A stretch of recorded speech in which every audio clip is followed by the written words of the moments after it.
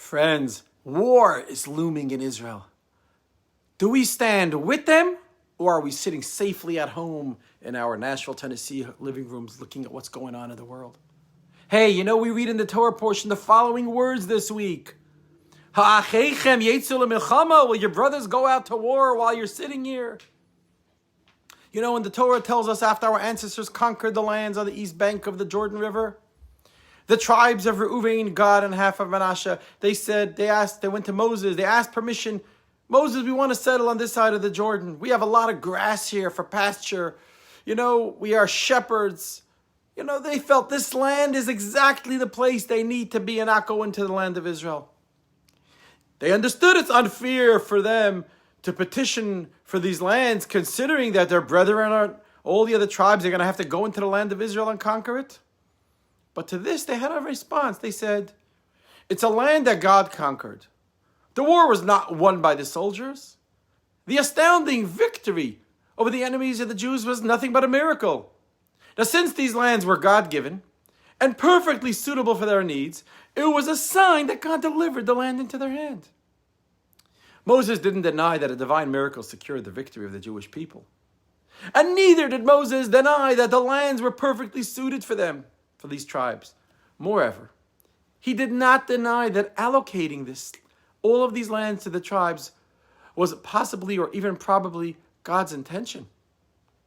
Moses had a different problem with the request of these tribes who didn't want to cross the Jordan. He said, will your brothers go to war and conquer the land while you sit on this side of the Jordan and pasture? And Moses' precise words, he didn't ask, will your brothers fight a war while you sit here? He asked, will your brothers go to war while you sit here? He agreed that the Jewish people didn't need to fight the war. God will fight the war for them. But you know what you got to do? You got to go to war. For going to war, true, it's draining, it's exhausting. The endless drills and the marches, the provisions and the equipment and the weaponry, the training and the strategy, it takes a toll. Indeed, their brethren would not be at risk since God's going to fight and secure the victory. But they still had to undertake the hassle of going to war. So how could you allow your brothers to carry this burden, Moses saying, while you sit back and twiddle your fingers and pasture your sheep? You can't let your brothers carry the load without you joining their effort. It is your war every bit as much as it's theirs, Moses was saying. And moreover, they showed up to war in the lands you seek to inherit. Will you not show up to this war in the lands that they seek to inherit? They helped you conquer the Jordan. Won't you help them conquer Israel? The truth is, this wasn't just a question of doing the right thing. For joining the war would tip the scales towards victory. Now, although we said that God would ensure victory, but such miracles you got to earn. You can't fold your hands. You got to do. The merits required to earn a miracle of that magnitude, that immense. This could only be mustered if the nation coalesces and pools their merits together. The entire nation was present for the war they had just completed. Thus, they merited a miraculous victory. But if you absent yourself from the next war, you might jeopardize their victory. So Moses was saying, if your brothers go to war and you sit here, you diminish that collective merit. Who can say whether the remaining merit will suffice to earn a miraculous victory? What's going to happen if your absence and the absence of your merits tip the scale away, God forbid, from that miracle and leave your brothers fighting the war on their own? They would need to rely on the size and the quality of their army, and you will be absent? Moses was saying, how could you abandon your brethren in time of war? Friends, according to the commentary, Moses' complaint went even further. This really wasn't just a question of collective merit. This was a matter of nationhood. The Jewish people are one single unit. And even if one person steps away, the entire nation is incomplete. And an incomplete nation is not a nation. It matters not that most or nearly all of the nation is present. It's like in pregnancy. Just that you can't be half pregnant, so it's impossible to be a half a nation. You're either a nation or you're not. There's no gray zone in between. So if one Jew steps away and he says, this is not my fight, The Jews on the front line are not fighting as a nation anymore. They're fighting as individuals. Because the merit of a nation is exceedingly greater than the sum total of its individual merits. So, if these 2.5 tribes, Reuven, Gad, and half of Manasseh, sit it out, they stay on the Jordan side, the others must fight on individual merit. They didn't abandon you when the war was fought on the East Bank, Moses said. How could you abandon them when they're going on the West Bank to conquer Israel? The war for the lands that you seek to inherit was fought as a nation, Moses tells Reuven and Gad. Now that you have your lands, you want to break up the nation and let your brethren fight as individuals? How could you do this to your people? How could you break up the nation, was Moses was saying. And friends, there's one more message in Moses' powerful statement. It wasn't just a question and a demand. It was also a statement of a fact. You think you can sit out a war that your brothers fight elsewhere? You think you can separate yourself from the Jewish nation and rest in peace? You think that your brothers can go to war while you sit here? If you don't go to war, war will come to you. You think you can sit this one out and pretend this is some fight of some Jews, but not all the Jews? Ha! I belong to the Jews who don't support this war. I am not part of this fight. Don't hassle me. Don't bother me. Don't scream at me. I don't identify with those Jews. They're not my people. I belong to the smart Jews. The sophisticated Jews who understand the real world. The kind of Jews that the rest of the world can respect. No. Moses is telling these Jews they are delusional. You really can't think you can escape a war your brothers have to fight by sitting it out in some other country?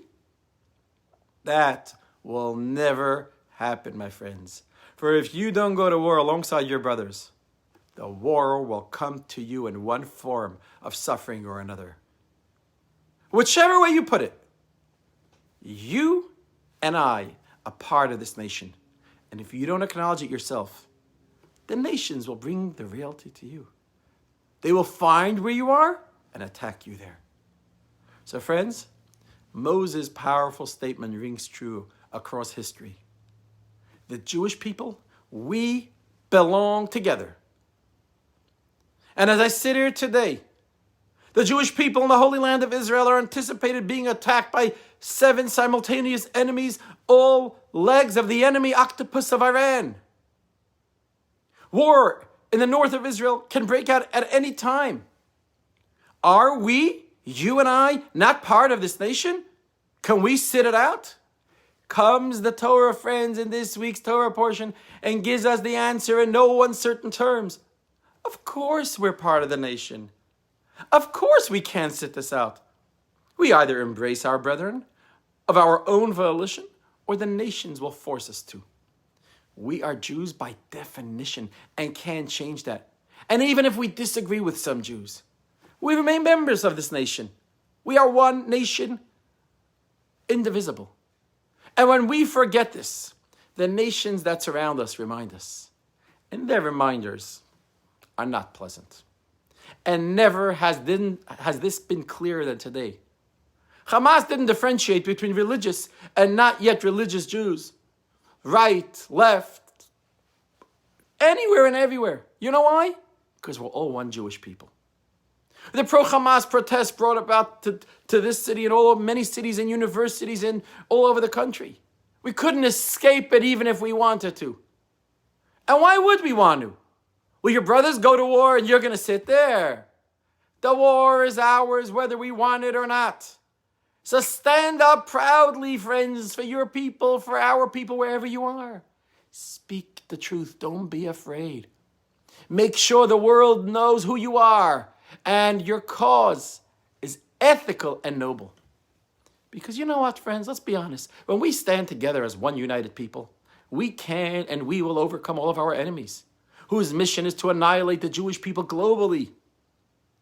When we are there for one another, despite all of our differences, no one will succeed in hurting us, in attacking us, as our enemies are weakened when we are one.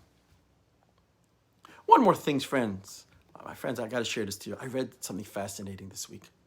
A writer in Israel who publishes daily article on WhatsApp wrote that the man that Israel eliminated this week, the leader of Hamas, the arch terrorist, is not really the personal enemy of one individual of us, but rather the enemy of the essence of the nation of Israel. And you know what it says in this week's Torah portion? You know what God told Moses? Moses received the command to take vengeance on a nation called the Midianites, who were very immoral, and their immoral behavior with the children of Israel brought about 24,000 Jews dying in a plague. And Moses says, he explained that the nation must go to war against the Midianites to carry out the Lord's revenge against Midian. Now you might ask, oh, why taking vengeance on Midian is carrying out the Lord's vengeance? Comes along Rashi, and he says, he quotes a midrash. And you know what it says in the midrash, in the commentary? Fascinating words. Anyone that opposes Israel is reckoned as opposing God. Whoever stands against Israel is actually standing against God. Friends, but all that's going on in Israel now, and all the negativity you read in the media, and all the fear they're trying to instill in all of us, you and I, remember, Israel is the safest country in the world. You know what it says in the book of Deuteronomy? Eretz asher tamid Hashem elekecha ba. This is the holy land of Israel. It is the land that the eyes of God is always upon it from the beginning of the year until the end of the year.